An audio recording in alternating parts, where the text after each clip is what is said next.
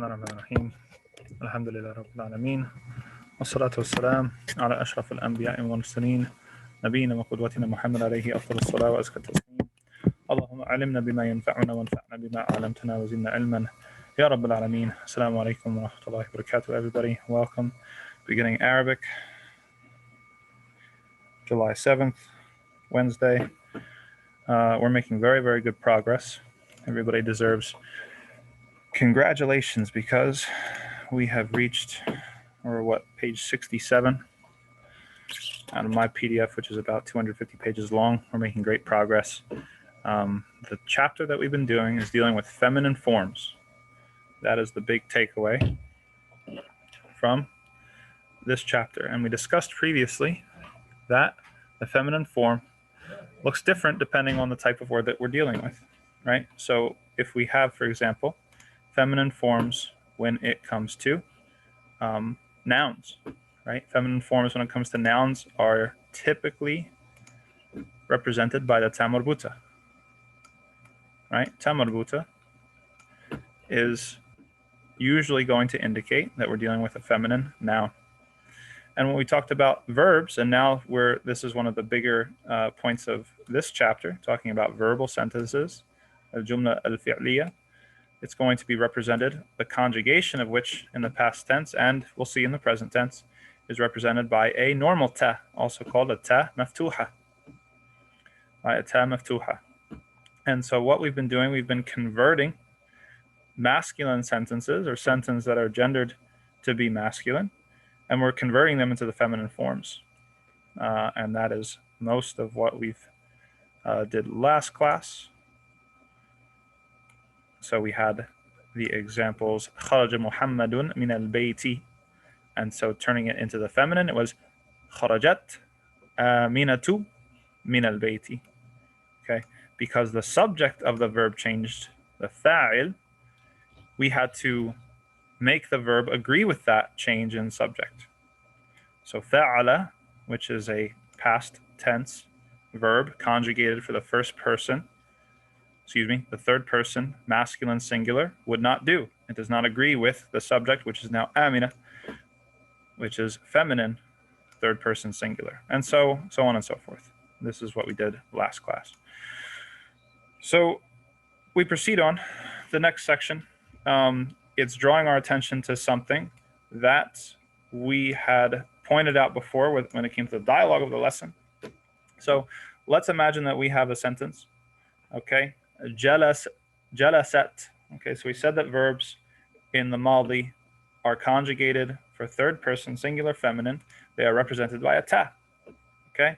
And that ta comes at the end of the word. So jalasa is he sat, right? Jalasat, ta with a sukun on it, represents the feminine form. She sat. Okay. What do you do if the following word after jalasat, any past tense verb that ends with a feminine ta, what do you do if the following word is a noun that has the definite article alif lam, al? For example, we have the word jalasat. This is our verb, she sat. And let's say that the subject of the verb is at-talibatu. At-talibatu, alif lam ta. How are we going to connect those two words? The problem is we have one word. Next time I'll bring my dry erase board. We have one there, but I don't think I have any markers. So we have jalasat, and then we have at-taliba. And we'll quickly find that if we try to connect those two, we're going to run into the problem, which is that there's a consonant cluster here. The ta ends with a sukun. But then when it comes to at-taliba, it has a hamzatul wasl. It begins with a hamzatul wasl. And the ruling of pronouncing a hamzatul wasl is that if it's in the middle of your speech, you do not pronounce it. You skip over it, right? And you go on to the next letter. Okay, the next letter has a sukun on it. Now we have two letters with a sukun. I'm going to be right back. I'm going to go to my office and see if I have a marker for the dry erase board. Okay.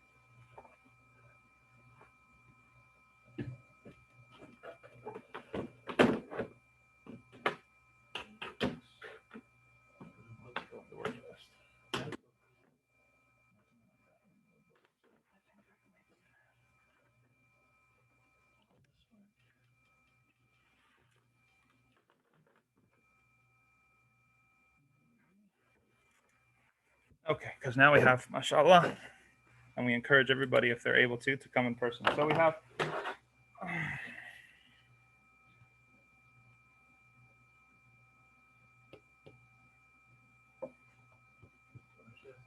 yes. Okay, inshallah, no problem. Thank you very much. So what we had said before is that how we connect those things phonetically is by adding a kasra. We add a kasra to the word. We change the ta marbuta to a kasra in order to make the word flow. This is a phonetic rule. It has nothing to do with grammar. It has nothing to do with conjugation. It has nothing to do with anything except for phonetics.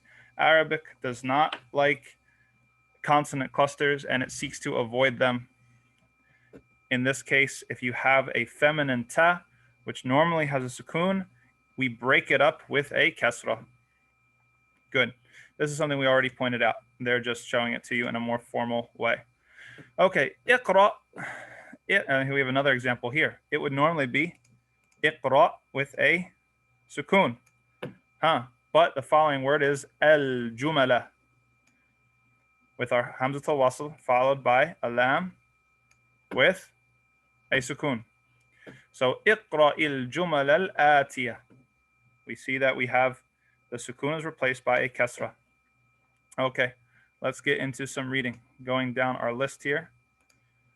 Let's have someone from the Sheikh family. Number 1.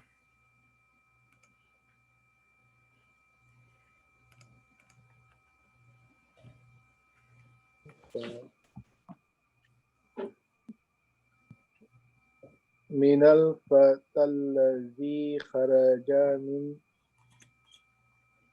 بيتك الآن هو ابن أمي. Very good. And could you translate that for us? That was very well done.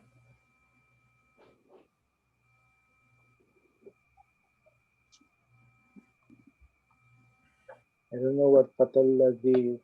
Good. Al-fata is a young man. Like a teenager. Al-fata is a young man, and the who is this young man who just left the house? Yes. Very good. Mean from the house or whose house? From his house. His house? Oh, sorry, by your house. Yeah, very good.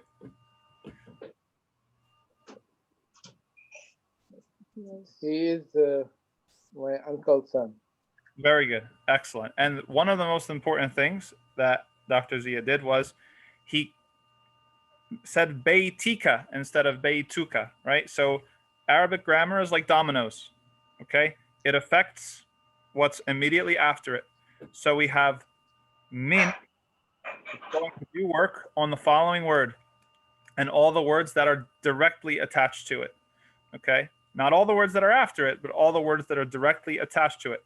So we have min beiti, min beitika, from your house. And so the ta which is the part that demonstrates the grammatical case, has to have a kasra.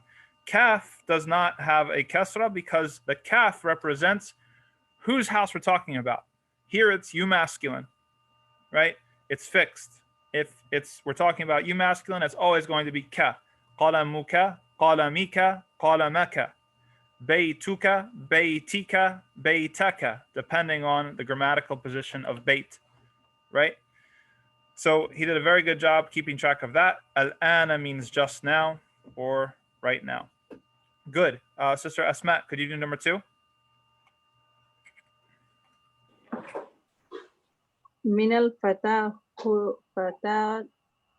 التي خرجت من بيتك الآن يا محمد هي بنت الخالد Bintu khalati. خالتي. Very good. Khalati is my maternal aunt. Okay, very good. So I'm not going to make you translate it because it's the same exact thing as the previous sentence, with the exception that we changed all the genders, except for, importantly, whose house it is. Everything else is changed gender. Men, who. Al-fatatu, the young lady. Allati, the one who, or she who, right? So alladhi is the relative pronoun that corresponds to masculine. Al-fata. Allati is the relative pronoun that corresponds to al-fatatu, feminine. Kharajat, kharaja, mean baytika, baytika. Yes. So we're still talking to a masculine person directly. We're talking to a masculine person in both scenarios. And that's why it does not change. Even if the person we're talking about changed gender, we have to differentiate between the person we're talking about and the person whom we are talking to. Al-ana ya Muhammadu hiya bintu khalati. Very good. Let's roll with number 3, Sister Sahar. One question on. Oh yes, please. Sorry. Okay. On Baitikal an. Yeah. Is it's Hamzatul Wasl? Yes. Should we say Baitikal or is it Baitikal an? Baytukal an. Very good. Thank you for asking that. Okay, so I'll make it bigger here.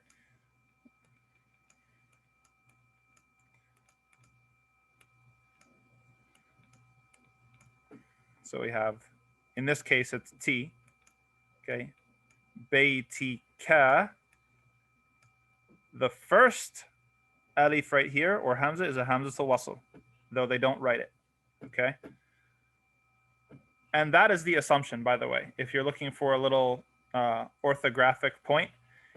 If they don't write anything in classical Arabic, it means it's a hamzatul wasl. If they write this, if it's a hamzatul qata', they're usually going to write it. Okay. This indicates, as we said before, what is actually a hamza plus an alif after it. So, or excuse me, I misplaced that. That should be on top of the alif and not on top of the lam, because the lam has a sukun. So you're exactly right. Baytikal, skipping to the lam. Ana.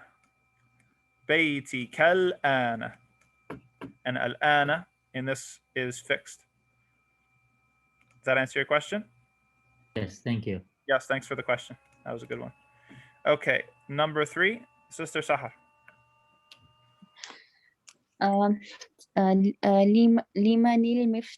لمن المفتاح الذي على المكتب هو للمدرس للمدرس.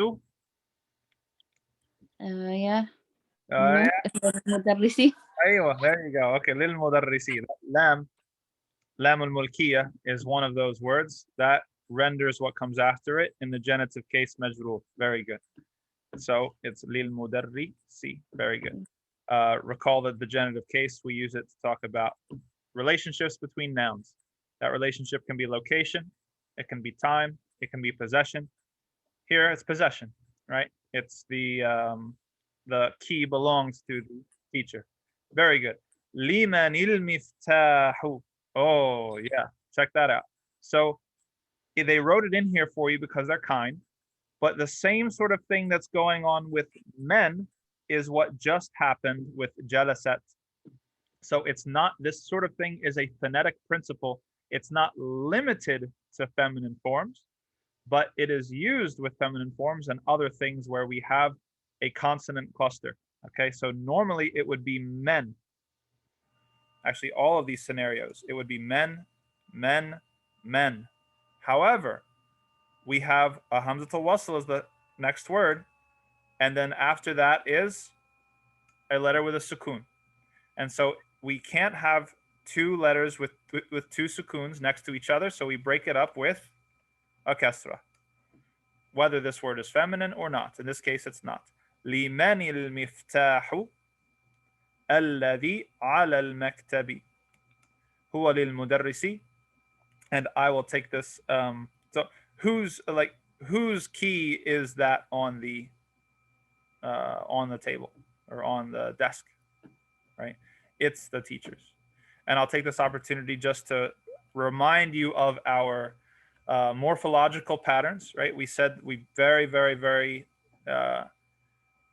timidly waded into the sea of Arabic morphology, where we said that verbs have 10 forms. Okay, so form 1 is fa'ala.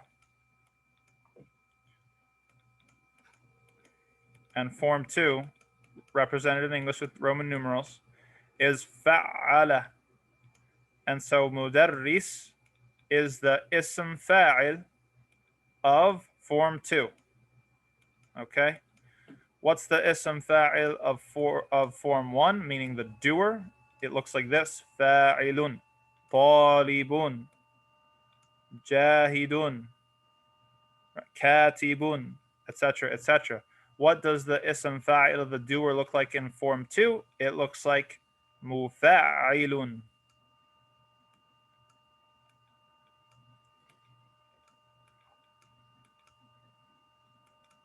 Right? And so that is what mudarrisun is on that pattern. It is a form 2 verb. Darasa means to study.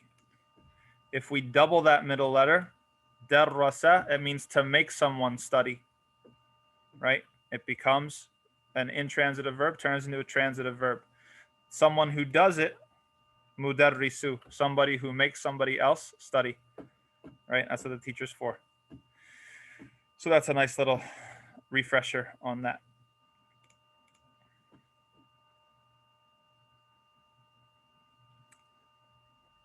Yes. لمن الملك اليوم. Good. Number 4, let's go to Brother Tamim. لمن الساعة التي على السرير هي لزوج أختي. Very good. Translate that for us.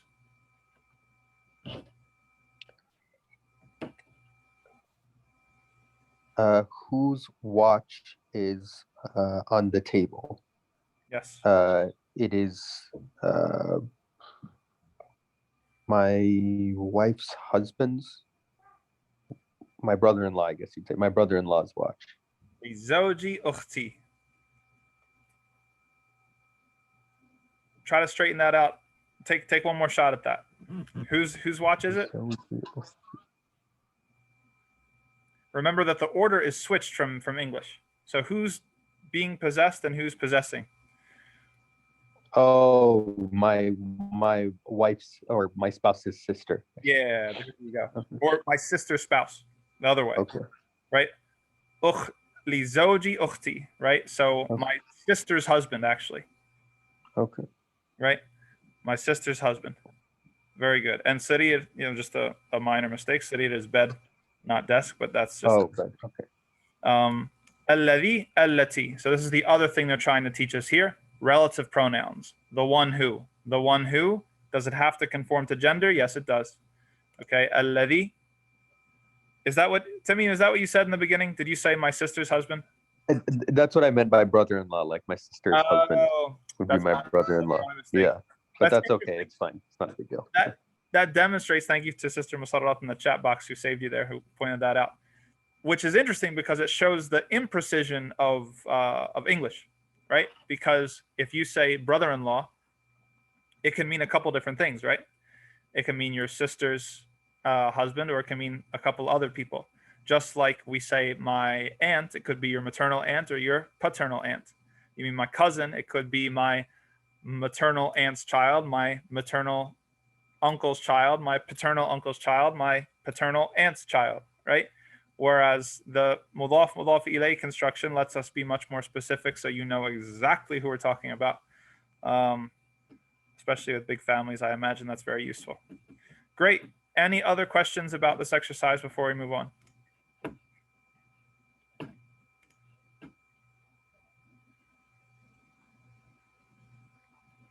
How would you say wife's sister then? Wife's sister would be the opposite. Ukhti zawji or zawjati, depending. Whatever is possessing needs to go last. That's the important thing. So wife's sister, that's why we get mixed up in English, because we say wife's sister, and so wife is actually going to go last in Arabic. It would be the correct order, or we could say that the order would translate if we would say the sister of my wife, right? That would the order would translate correctly then into Arabic.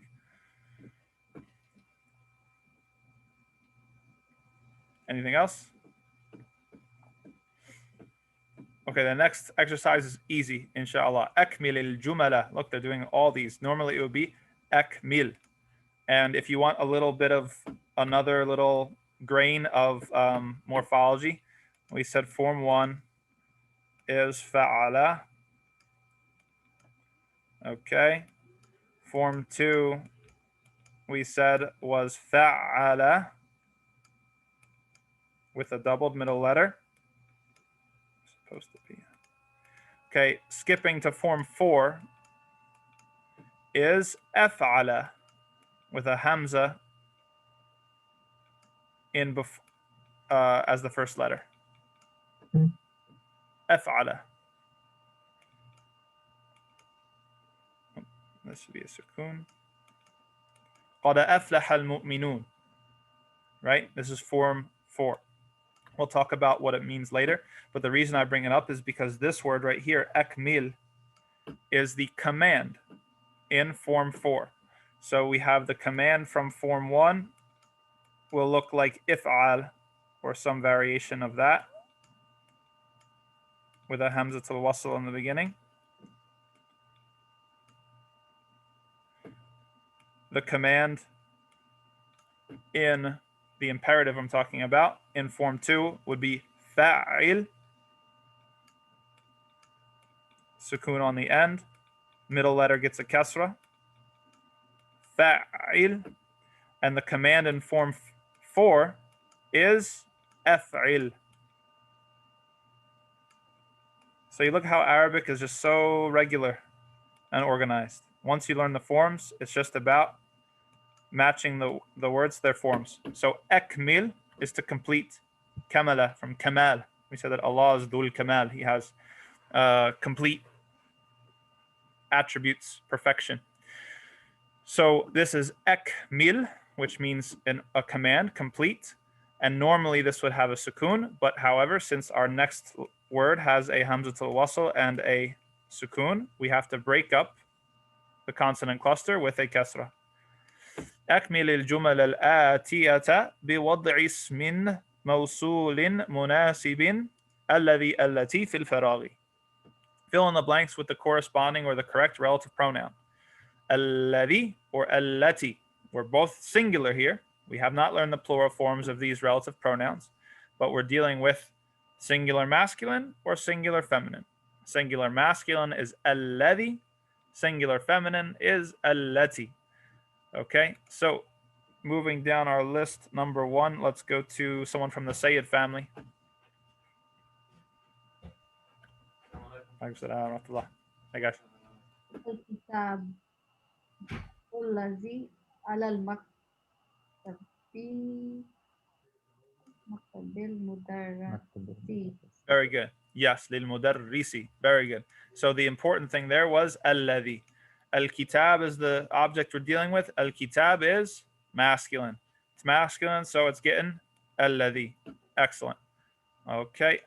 Moving right along. Number 2, Dr. Muhsin.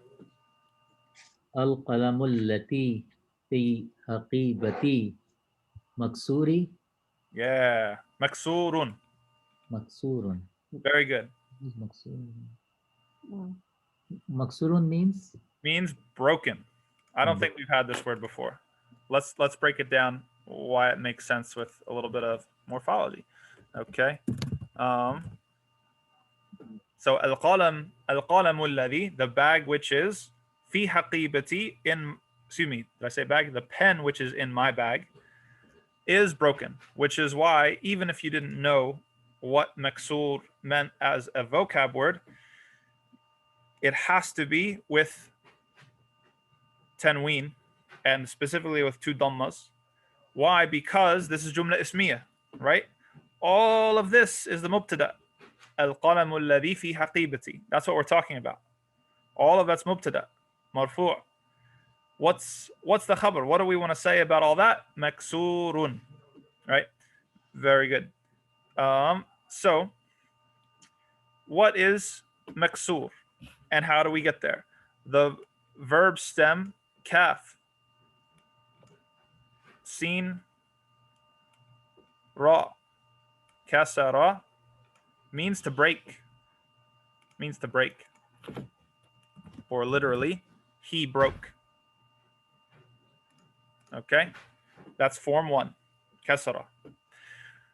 We said that part of morphology is identifying patterns for certain types of words, right? So if we want to have what's the ism fa'il is the doer of that verb, okay? In form 1, it's fa'ilun, kasir, right? Or talib, or fatih, right? Etc., etc., etc.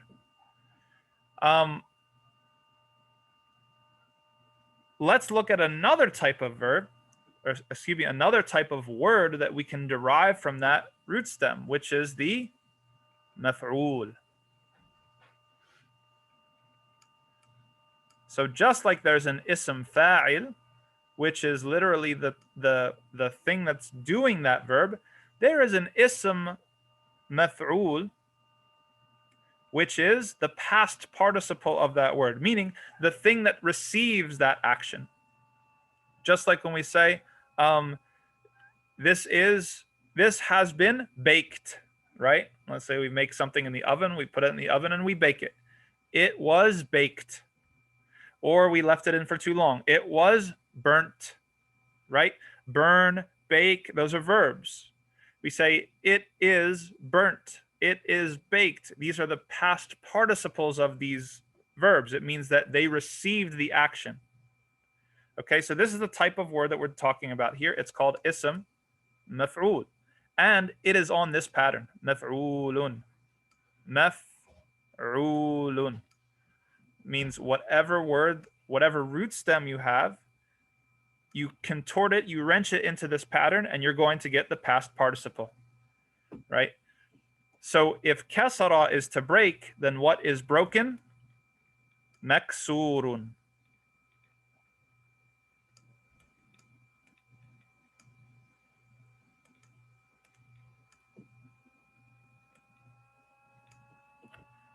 Is that clear to everybody? Does that make sense?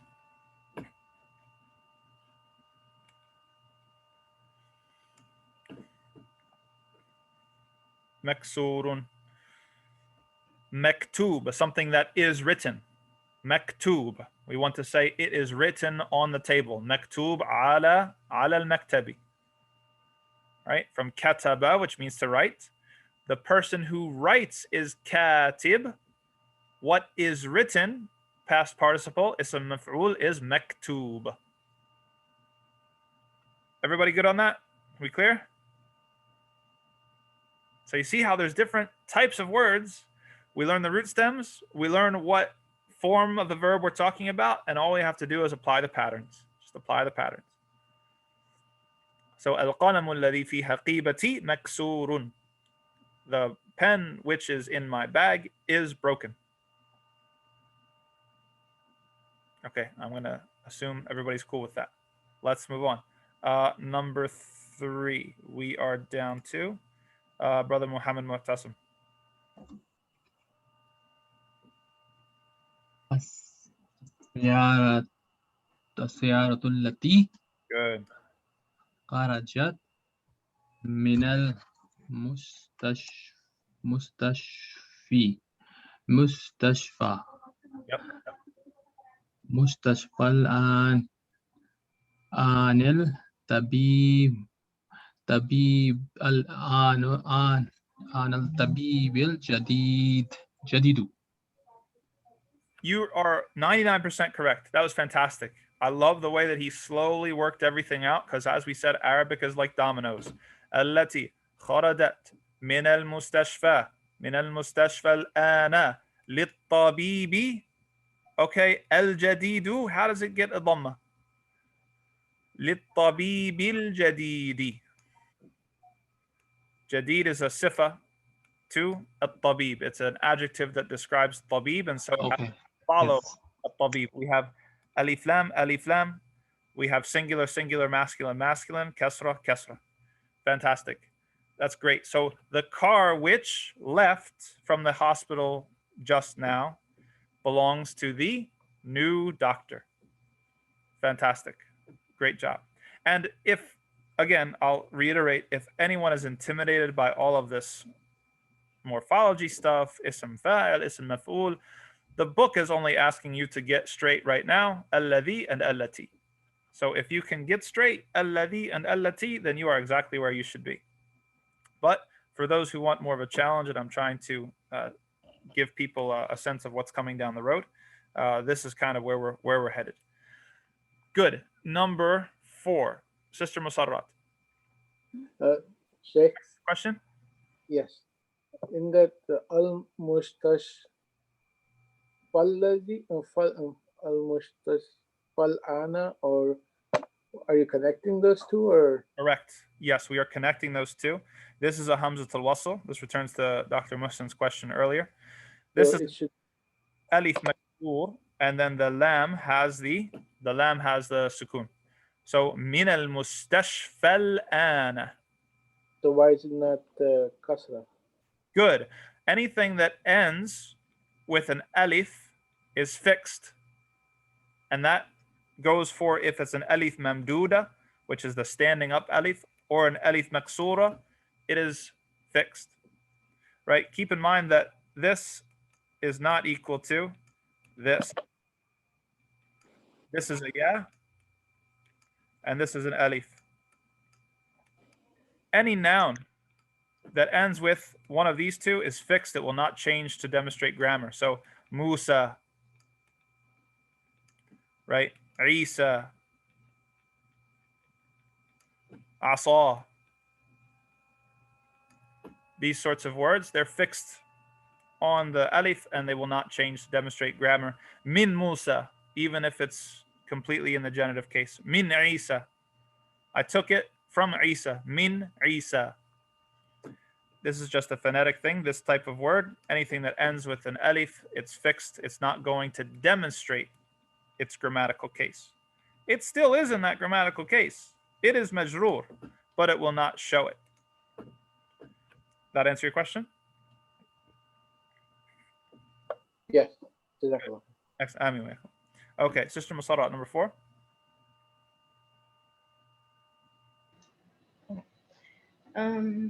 الكلب الذي في الحديقة مريض. Excellent. The dog that's in the garden is sick. Yes, very good. Straightforward. Keep in mind, all of these so far have been jumla ismiya, right? Al-qalamu, as-sayaratu, al-kalbu, right? And so we have mubtada, khabar. Mubtada and khabar, they're both marfu'. Al-kalbu ladhi fi al-hadiqati, excuse me. That's all part of the mubtada. And so what do we want to say about that? It's sick. Maridun. Excellent. Sister Adram, if you're there, number 5. Assalamu alaikum. No, she's working. Okay, I'm okay. here. Well, we're glad to have you. الفتى التي خرج من المسجد الآن ابن المؤذن. Very good, very good. Okay, so let's break it down here. Al-fata alladhi, so he picked the correct form of the relative pronoun. The young man who kharaja min al-masjid al-ana, right, who left from the masjid just now. Is a muezzin. Yes, is the son of the mu'adhin. Oh, ibn, yeah, son of Right. the muezzin. So we have mubtada, khabar. Always ask yourself, if we're in jumla ismiya, where's the mubtada and where's the khabar? Where does one end and the other begin? Here is where this is the separation between the two. Min al-masjid al-ana ibn al-mu'adhin. What we want to say about him is that he is the son of the mu'adhin. And this is a nice one for your pronunciation too, because we have to run al-masjidi into al-ana, min al-masjid al-ana, and al-ana into ibnu. So it becomes min al-masjid al-ana ibn al-mu'adhin. And that's just a very lovely and tricky exercise for your tongue. Okay, let's look at adhan. While we're talking about morphology, we're talking about forms of verbs, etc. Okay, what form is this on? This is form 2, ism fa'il. Okay, how do I know? Because what's the root here? The root here is hamza, dhal, noon, right? Like adhan or idhan. It's 2 different roots within the language. It means permission or it means announcement. Okay, bi-idhnillah, right? With the permission of Allah is from this root. Okay, if we have it on form 1, fa'ala, then it is adhina.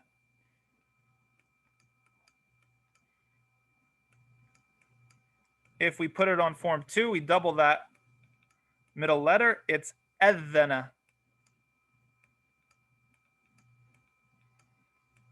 To announce. Okay, the ism fa'il, the person who does that verb, is the mu'adhin.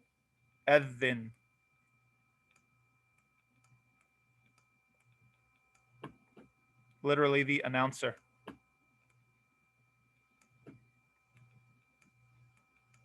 Okay, now somebody could ask, wait a second, why did I write the hamzat al-qata' right here on top of an alif and then I wrote it down here on top of a waw? That has to do with an orthographical principle of how to write the hamza. That's extremely complicated. It's one of the more complicated things in Arabic. We will kick it down the road and we'll deal with that later. Right now, basically, long story short, it has to do with the surrounding harakat. In this case, it comes after a dhamma, and so it's written on top of a waw. Okay, mu'adhinu, mu'adhinu. But there's rules for, is it in the beginning, is it in the middle, is it at the end, etc., etc., etc. But we won't go there. Number 6, we're back to the top. Let's try to finish this exercise and we'll call it a day. To the Sheikh family. Someone from the Sheikh family, number 6.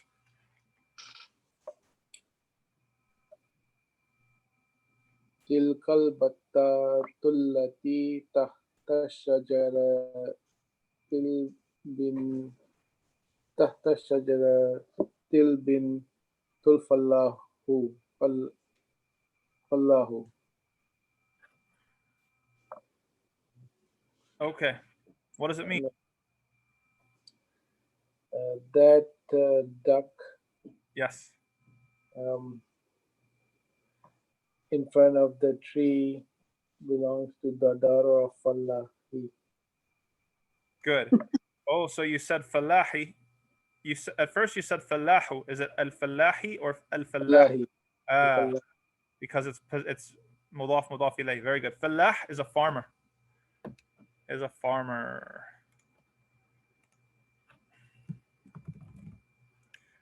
Fallahun.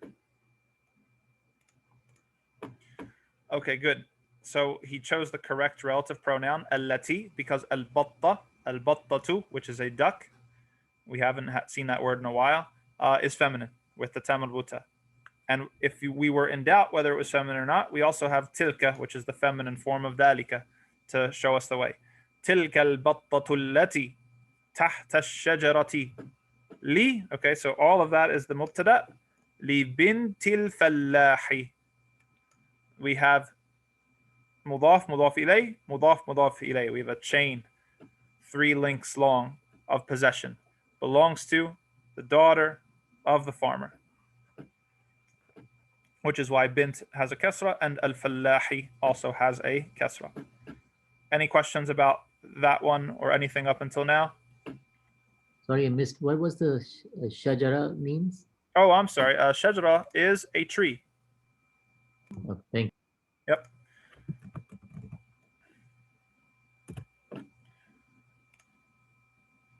Yes, shajara is a tree, and shajaratin zaqum. I have a question about the feminine and masculine order Yes. in terms of the languages. Like, see, in English, book may be female, right? But in Arabic, it is male, right? English is different than Arabic in gender in that English has a neuter gender, right? So take it back to the pronouns. Would we say that book, he is on the table? No, we wouldn't in English. We have to use it, right? That's Because it in English we have 3 genders, linguistically, not politically. We have masculine, feminine, neuter, right? Arabic does not have a neuter gender, which means that all of the objects that are neutered in English need to be fit into the binary of masculine, feminine in Arabic. masculine. Okay, masculine. Or feminine. Okay. Right. That's a good question. That's a really good question. Okay, good stuff. Where are we at? I think Sister Asma, we're with you, right? Number 7. البيت الجديد جديد الذي في ذلك الشري شارعي. للوزير. So the new house, it's that one in the new town of the wazir. I don't know. Yes, good. Okay, shari' is a street. Is a street. Okay. Like it's from the same root as sharia, which means the way, right? Our sharia is the way. Okay, so البيت الجديد الذي في ذلك الشارع للوزير. So the new house, which is literally in that street. In English, we would translate it as on that street. We call that prepositions don't usually translate literally, which is on that street. Lil waziri. This is the khabar, belongs to the wazir, the minister. Everyone got that? Al-baytul jadidu. This is sifa mawsuf. Alladhi fi dhalika ash-shari'i. That's all the mubtada. That's all of what we're talking about. What do we want to say about it? Lil waziri. It belongs to the wazir. Good. Say it, family. It's a Yes, question. shari'i. It's a shari'i because of the fee. Yes, excellent. Thank you, thank you, thank you. Very good. So we said that Arabic grammar is like dominoes. Okay. And before I had said, where were we? Oh, I think it was the previous. So it's going to affect the word that comes right after it. But some words will not demonstrate that effect. Okay, so we have here fi dhalika. We don't have fi dhaliki because dhalika is fixed, does not demonstrate grammar. Okay, but Imam, you told me before that it will affect the word right after it, and it won't keep on affecting all the words until the end of the sentence. And that's true. It will not keep on affecting all the words to the end of the sentence usually, unless this is tied to what, let's say, the work of the preposition is doing. Okay, what's the work of this preposition? The work that the preposition is trying to do is it's trying to communicate location, right? Remember that prepositions are about relationships between two nouns. First noun is the new house. What's the second noun? Is the second noun dhalik? Is that a noun just like that? No, it's not. It's only to direct our attention to specify the noun, which is ashari. The second noun is the street, right? So the preposition is linking the two nouns, this noun to that noun. So the work of the preposition is directly affecting ashari, even if there's a word in between them. That word, dhalika, is fixed. It won't demonstrate any change on it, and it only exists to specify which street that we're talking about. But the sentence would not be a complete sentence without shari. We couldn't say al-baytul jadidu ladhi fi dhalik. That doesn't make any sense. And so with a preposition, we need to have two nouns. Anything that's prepositional phrase, it has to be the relationship between two nouns. Either a relationship of time, relationship of location, relationship of possession. Noun, preposition, noun.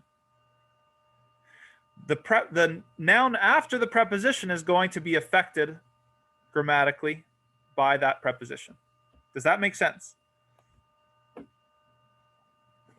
Yes, thank you. Okay, very, very good question. Thank you for catching that. To demonstrate a converse scenario, check out the first one on this page. القلم الذي في حقيبتي مكسور. Why didn't في affect مكسور?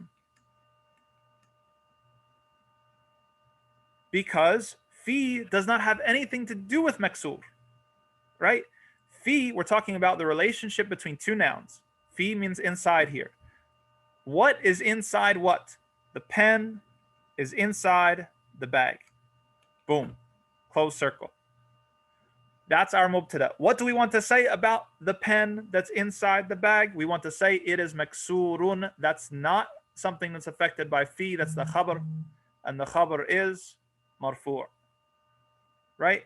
And this comes all the way back to our very, very, very first class where we said that Arabic is not as dependent on word order as it is on the things on the word. The things on the word tell you the meaning. If you have a word and it's after a preposition and that thing has a kasra, it shows you that that thing has a relationship to that preposition. And if the thing has a dammatan in this case, then it shows you that this is the information that we're talking about this object. And so the grammatical endings, the grammatical cases, they reflect exactly what we mean to say. Right? Maksurun has nothing to do with the preposition in at all. But the street has everything to do with the preposition in. Good stuff. Sayyid family, I think we're on to you, right? Number 8.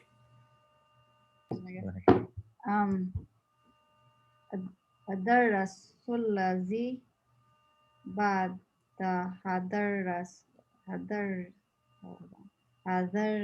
راسي صالون جديد جدا. Excellent. Good job. That was really good. So just for the sake of time, I'll translate. The lesson, ad-dars, the noun is the lesson. Ad-darsu alladhi, correct, masculine. Ba'da, I believe we've learned it before, means after. It's a preposition of time. Hada darsi, after this lesson, sahlun jiddan, is very easy. This is your good news, right? The lesson after this lesson is very easy, which means that this lesson is not very easy. This is, we see the same exact thing that Sister Asmat pointed out to us before. Something, we have bad, it's talking about, it's going to join up two nouns with something in the genitive case. So something's going to be majroor. What are the two nouns it connects? Ad-dars, ba'd, ad-dars. The lesson after the lesson. This is why ad-dars, the second one, has a kasra, it's majroor, even though hadha is directly after it. Hada is fixed. It's not going to ever have a kasra. And it only serves to further specify which lesson we're talking about, right? So this is why the work of the preposition ba'd affects ad-dars. And that's the end of our mubtada. This is the subject that we're talking about. What we want to say about it is sahlun jiddan, as that is very, very easy. Number 9, Dr. Mohsen. من الفتاة التي جلست أمام المدرسة هي طالبة من الماليزيا. Fantastic. طالبة ماليزيا. Yes, fantastic. Very good. So the most important thing here, the correct choice of relative pronoun, allati al-fatatu, is young lady. Man al-fatatu allati jalasat amama, which is in front of. They're giving us a nice review of our prepositions of time and place. Al-mudarrisati, who sat in front of the female teacher. Hiya talibatun min Malaysia. Good. Sister Musarrat, number 10.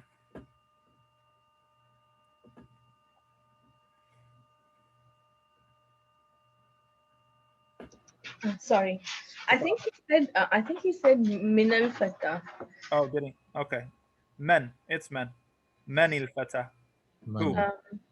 No worries. ألك تلك الحقيبة التي تحت المكتوب يا خالد Good. With the exception of al-maktab, with a feta on the ta. That is the object of the desk. I believe you said al-maktub. Oh, sorry. That was a mistake. No worries. Very good. And go ahead and translate that for us.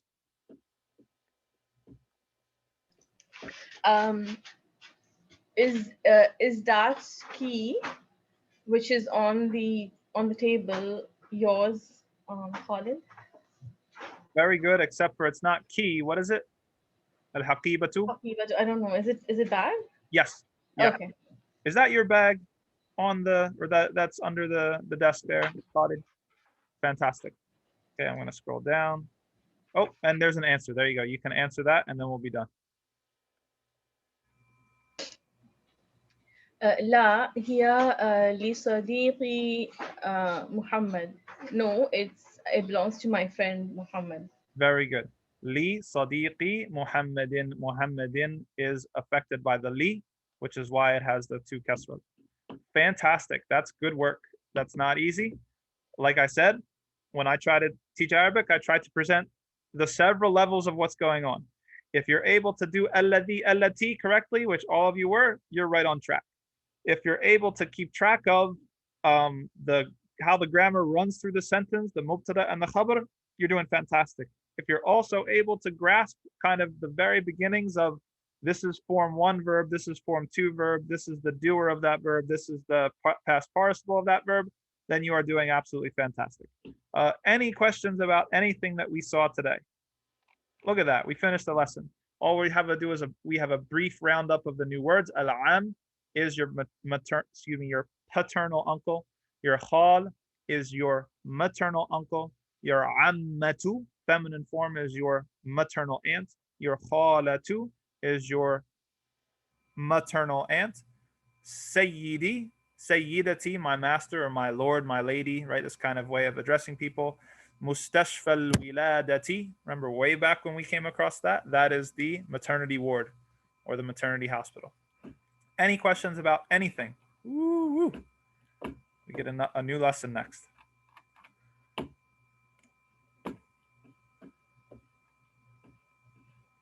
Any questions?